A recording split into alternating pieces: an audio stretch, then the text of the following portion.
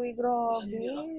Hindi ko nga alam mga sister ko kung visible nga yung mga blackheads, whiteheads ko dyan mga sis. Kasi after nga namin mag-lunch, mga mima ko, nakikita ko na nga yung mga yan dyan. Kaya kinakailangan nga natin itong Lanben na blackheads remover mga sis. Hindi pa nga ako nag-affiliate mga mima ko.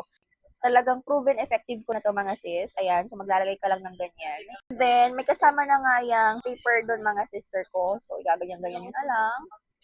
Tuyuin lang natin to mga sis, tapos pabalitaan nyo kayo maya-maya. So, after matuyo mga sister ko, siguro mga 15 minutes, ayan, natanggalin na natin. Tignan nyo mga sister ko kung gaano ka-satisfying ito. Kung nakikita ninyo mga mima ko.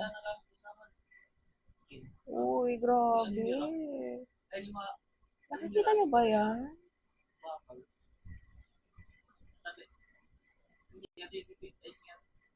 Iiyak na ako mga sis. Kaya mga sister ko, kung gusto nyo nga ng ganito ka-satisfying na pag-alis ng mga blackheads sa mga ilong ninyo, anong kinakailangan nyong gawin? Check my yellow basket at mag-check out na!